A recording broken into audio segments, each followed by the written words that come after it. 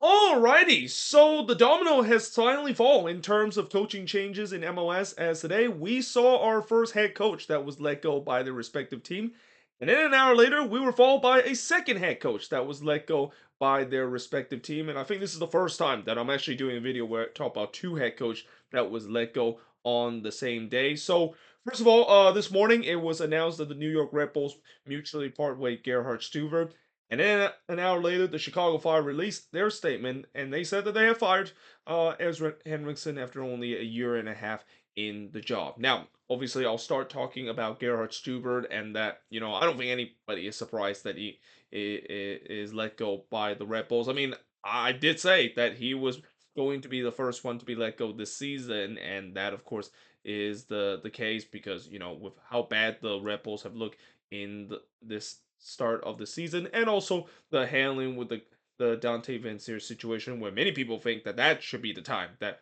the Red Bulls should have let him go, and that included a lot of Red Bulls fans. Like they were very upset of how he handled the Dante Vincier situation, but again, it also doesn't help the fact that when he has been performing very badly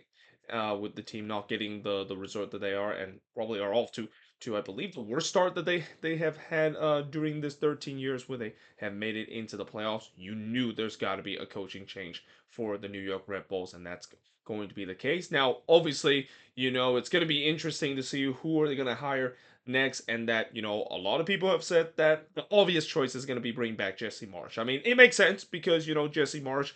he was recently fired by Leeds United, and that this is a perfect chance for them to bring him back into this Red Bulls team, and knowing the fact that he knows how to get this team to perform at a high level, this would make perfect sense, and we'll see whether that, of course, is going to be the case. But in terms of the other firing, we saw the Chicago Fire fire Ezra Hendrickson. Now this one, I'm not gonna lie, I feel like this was a little bit tough on Ezra Hendrickson. The fact that I know the performance hasn't been there, and as I'll talk about in the review of my part two of match week 11, yeah, Chicago was basically a no show in that game against Nashville SC, and I think the Fire front office feel like that was kind of the last straw that they need to have a coaching change. But at the same time, when you look at how the Fire has been playing this season, they actually have played relatively well. Yes, I know there's been a lot of games where they have found ways to lose or draw games and find ways to not win games, which is kind of a very Chicago Fire-esque things that they've been doing pretty much for the past decade or so. But they actually have played relatively well this season, and that I feel like I feel Ezra Hendrickson is just another victim of the Chicago Fire head coaching role, where when you look at these last couple of head coaches that's come in for the Fire, they haven't really given all the resources for them to really shape well, and that I feel like when you have these last head coaches that have not really done well for this team, and maybe this might not be just because of the head coaching problem. Maybe there's something more to it, and I think something more to it has to be in terms of how they scout players and how they sign those players. And obviously, I know that a lot of Fire fans, some of them definitely don't like the way that how Ezra Henriksen set up the team, but a lot of them point fingers in terms of Greg Hits and the way that he built this team, and I think he might be the one that could be under fire next because again, this he is the one that shaped the team for Ezra Hendrickson to guide them to success, and it's just been a catastrophic failure. And a prime example of it has to be Xherdan Shaqiri, and that you talk about one of the biggest busts in terms of MLS history. I think that's going to go down to it because with all the money that they of course got for Xherdan Shaqiri, he has not performed at anywhere close to being a DP level. In fact, I think this season he's even worse than what I saw last year when he came into the league. So bad to a point where there's been this discussion of the fact that a lot of Fire fans can agree that it's better off to just put Brian Gutierrez in the same role because he's more effective than what Shaqiri basically offers to the team. So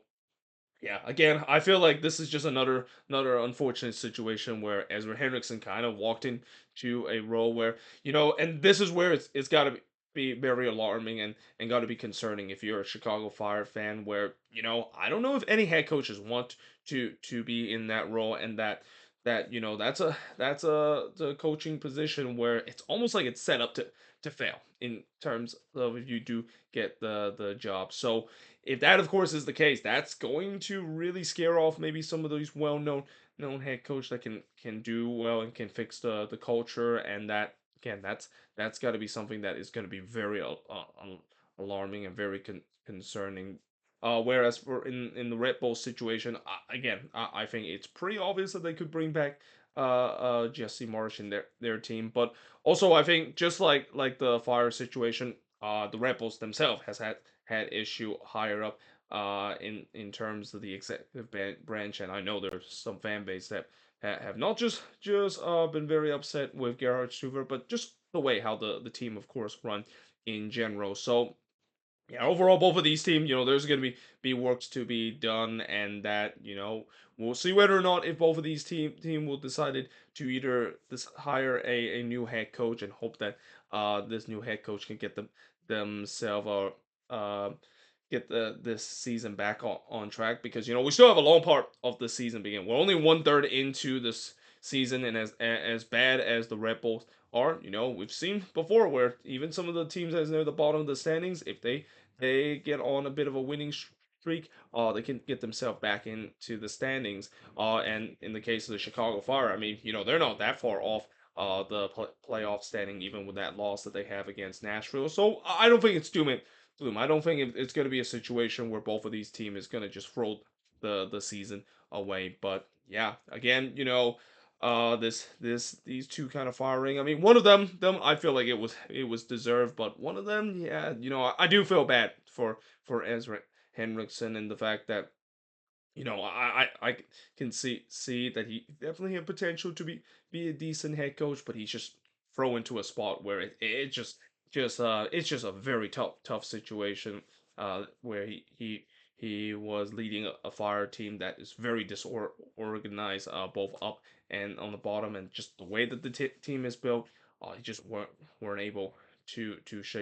shape it in a way where it can change the culture and change kind of the perception about the Chicago Fire for the past